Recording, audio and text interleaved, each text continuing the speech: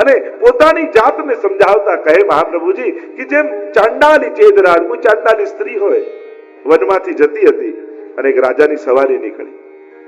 રાજાને ગમી ગઈ સ્ત્રી, લઈને આવ્યા, મહેલમાં વિવાહ કર્યા, રાણી બનાવી, પોતાની માનીતી રાણી બની. પણ થોડો સમય થયો તો રાજાની અમાનીતી થઈ ગઈ. ત્યારે મહાપ્રભુજી કહે કે રાજાની અમાનીતી થઈ, પણ એમાં એના સ્ત્રીનું ગયું શું? સાવ ચાંડાલી હતી, હવે લોકો રાણી તો કહે છે.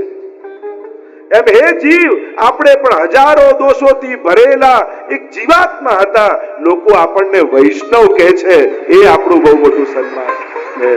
કદાચ બ્રહ્મ સંબંધ લીધા પછી હજી સર્વોત્તમ નથી થયા, ઉત્તમમાં ઉત્તમ આપણે નથી થઈ શક્યા, છતાંય ગળામાં કંઠી જોઈ લોકો જય શ્રી કૃષ્ણ કરે છે ને, એ આપણું સન્માન છે, એ આપણું બહુ મોટું બહુમાન છે. તમને કોઈ એક બિઝનેસમેન તરીકે મળે, તમને કોઈ એક સગા તરીકે મળે, તમને કોઈ મિત્ર તરીકે મળે, એના કરતા કોઈ તમને વૈષ્ણવ તરીકે મળે ને, એની મહત્તા છે. જો તમને જો હું પ્રશ્ન કરું કે તમે દુનિયામાં ન હો ત્યારે તમને લોકો કઈ રીતે ઓળખે એમ ઈચ્છો છો? એક બિઝનેસમેન તરીકે, એક વેપારી તરીકે, એક સંબંધી તરીકે, એક ધનિક વ્યક્તિ તરીકે, એક પરિશ્રમ કરનાર વ્યક્તિ તરીકે, આમ ઘણી બધી વ્યાખ્યા થઈ શકે કે એક વૈષ્ણવ તરીકે તમારી ઓળખાણ થાય. શ્રેષ્ઠતમ પરિચય ઘણા શેઠ પુરુષોત્તમ દાસ છે વાર્તા સાહિત્યમાં, પણ આપણે એને શેઠ તરીકે નથી ઓળખતા, આપણે એમને એક વૈષ્ણવ તરીકે યાદ કરીએ. વૈષ્ણવની હોશિયારી અને ચતુરાઈ એ જ છે, ભગવાન સંસાર આપે અને વૈષ્ણવ એવો કુશળ છે કે એ જ સંસારને સાધન બનાવી એ કૃષ્ણ સુધી પહોંચી જાય છે, કે ભગવાન સુધી પહોંચી જાય છે. આને છોડવાની વાત નથી, તમે આ સંસારનો ઉપયોગ કરી ભગવાન સુધી પહોંચવાની હોશિયારી ધરાવો છો. આ બધા જ સાધન થઈ શકે છે, પણ એને જ સાધ્ય માની લેશો તો પછી ફસાઈ જશો. ભગવાને જે આપ્યું છે એ ભગવાન સુધી પહોંચવાનું સાધન છે. બસ આ યાદ રાખો ને, પછી ક્યારે પણ સંસારમાં રહીને સંસારી નહીં બનો. આ જે કાંઈ પણ મને મળ્યું છે, સગા સંબંધી, વ્યક્તિ, ધન, મકાન, જે કાંઈ છે એ બધી તકો છે જે ભગવાને એના સુધી પહોંચવાની મને આપી છે. હું કઈ રીતે એનો ઉપયોગ કરી પ્રભુની નિકટતાને પામી શકું, એ કુશળતા વૈષ્ણવમાં હોવી જોઈએ. અહીંયા મહાપ્રભુજી અનેક પ્રકારથી અંતઃકરણ પ્રબોધમાં તો પ્રોઢાપી દુહિતા યદવત સ્નેહાન ન પ્રેષ્યતે વર તથા દેહે ન કર્તવ્યમ વરસ્તુષ્યતિ નાન્યથા. મહાપ્રભુજી આજ્ઞા કરે છે અંતઃકરણ પ્રબોધમાં કે જેમ કોઈ માને એની દીકરી બહુ વાલી હોય, અને એટલી બધી વાલી છે કે એ જતી રહેશે એ બીકે એના લગ્ન જ કરાવતી નથી. ગામવાળાએ જયારે દીકરી મોટી થઈ ગઈ એટલે બધા કહેવા લાગ્યા કે અરે इतनी बड़ी बेटी हो गई, अब तो शादी करो. अब सब कहने लगे, शर्म लगी इनको. એટલે માને સંકોચ થયો એટલે નક્કી કર્યું, પરણાવી, પણ દીકરી જતી ન રહે એટલે એનું આણું કરાવતી નથી, પોતાના ઘરમાં જ રાખે છે, પતિને ત્યાં જવા નથી દેતી. ત્યારે મહાપ્રભુજી કહે છે એ દીકરીનું એ અહિત કરે છે અને એના પતિને નારાજ કરે છે. તો હે વૈષ્ણવો, તમે તમારા દેહરૂપી દીકરી સાથે આવું ન કરતા, બ્રહ્મ સંબંધ કરાવીને પરણાવ્યા ખરા ઠાકોરજી જોડે, પણ હવે સેવામાં પરણાવીને વળાવશો નહીં તો આ દેહનું અહિત કરો છો અને પ્રભુને નારાજ કરો છો. તો તમે આ દેહરૂપી દીકરી સાથે આવું ન કરતા. એનું સાફલ્ય એમાં છે, એ પતિની સેવામાં જતી રહે. આ દેહનું પણ સાર્થકતા અને સાફલ્યતા એમાં છે કે જેના માટે મળ્યું છે એના ઉપયોગમાં આવી લાય, જેણે આપ્યું છે એના ઉપયોગમાં આવે. અદ્ભુત ગ્રંથ અંતઃકરણ પ્રબોધ છે. મહાપ્રભુજી સ્વયંના અંતઃકરણને નિમિત્ત બનાવીને આ ગ્રંથની રચના કરે છે. અડેલમાં બિરાજ્યા છે મહાપ્રભુજી, અને ત્રીજી ભગવદ આજ્ઞા થઈ, દેહ દેશ પરિત્યાગ. 40 દિવસ તે દંડી સંન્યાસ મહાપ્રભુજી સ્વીકાર્યો છે. એક કોપીને ધારણ કરી, મૌન વ્રત ધારણ કરી, ગંગાજીના હનુમાન ઘાટ ઉપર મહાપ્રભુજી બિરાજ્યા છે. પરમ વિપ્રયોગાવસ્થામાં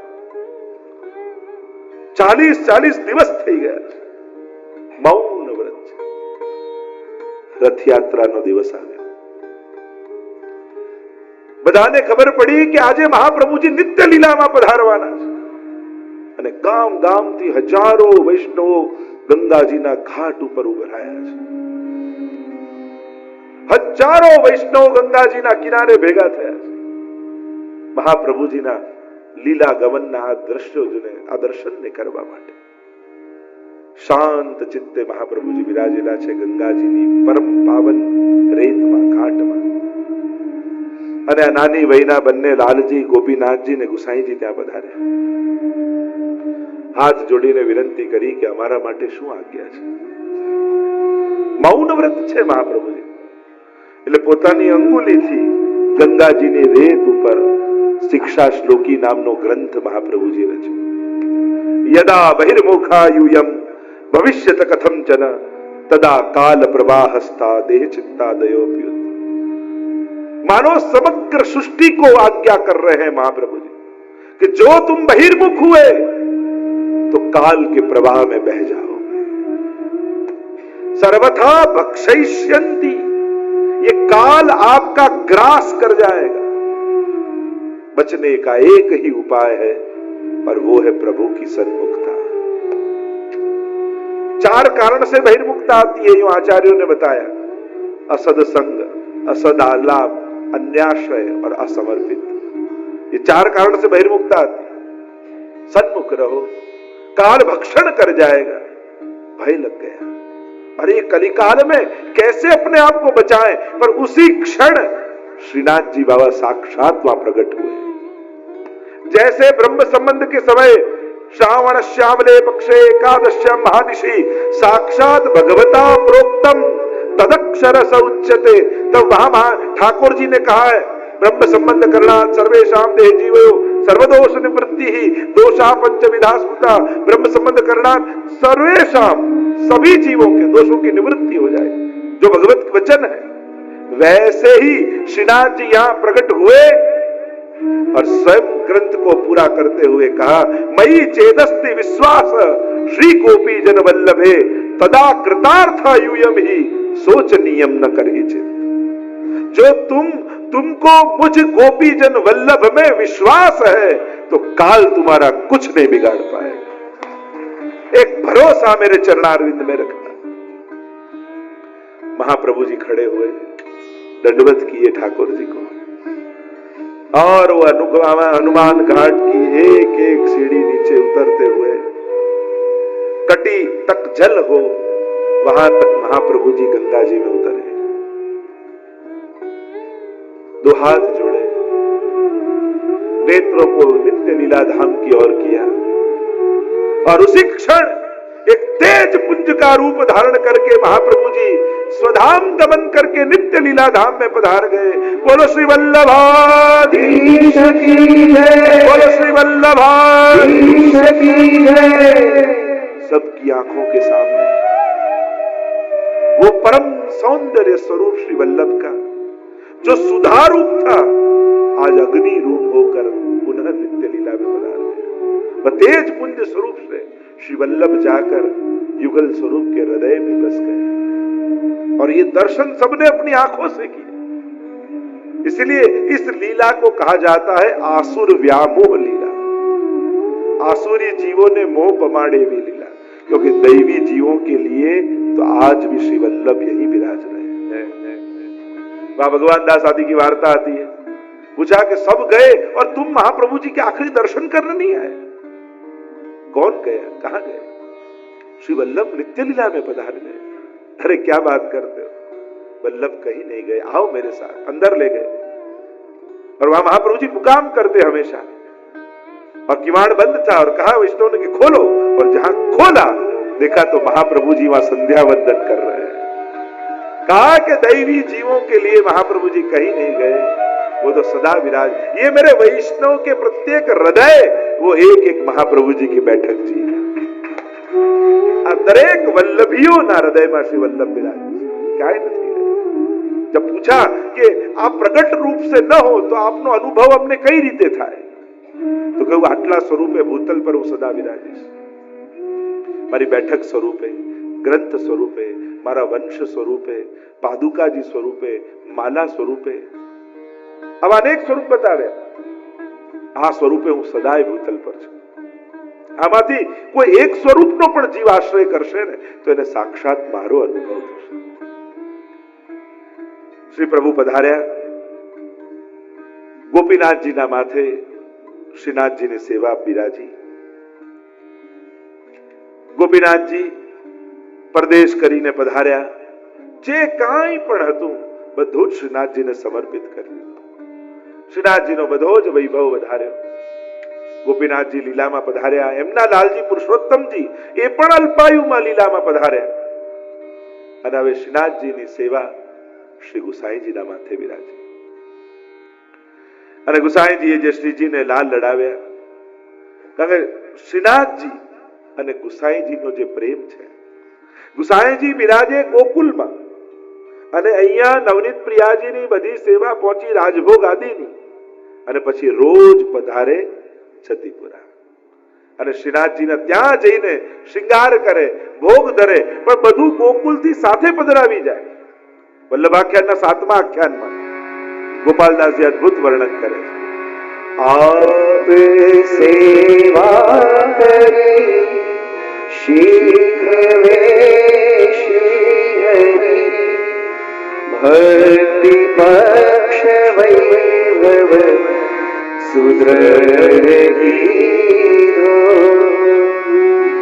આપની લીલા વદન પોતે કરી ઉચ્ચાર આનંદ તે અધિક દીધો.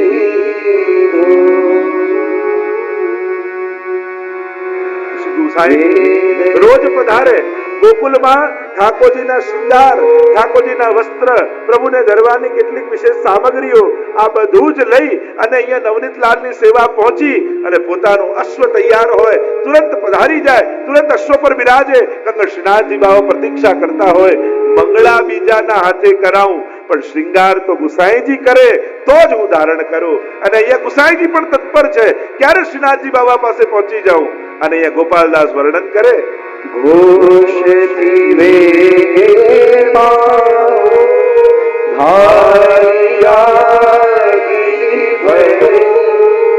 શ્રી ગિરિરાજ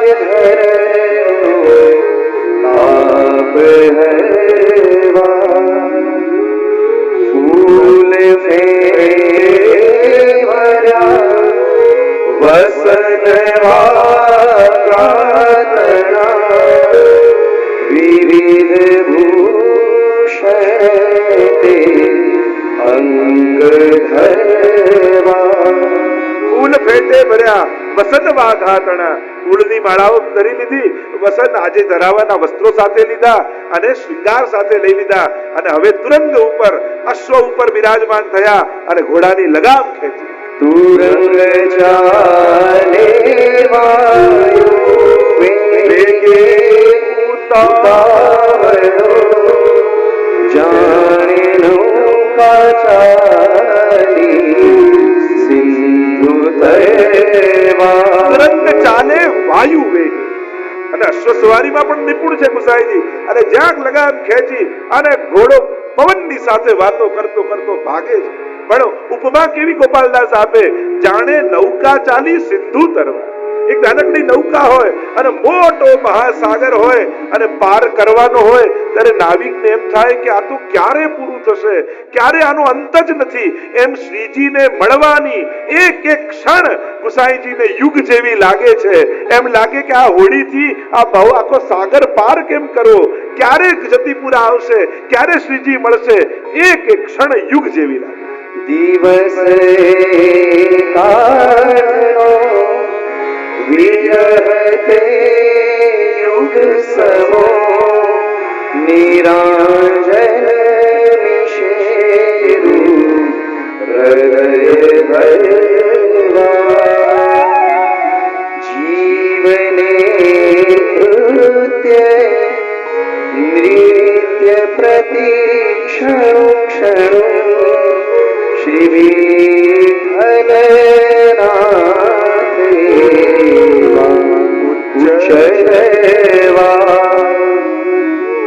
રૂપ બેઉ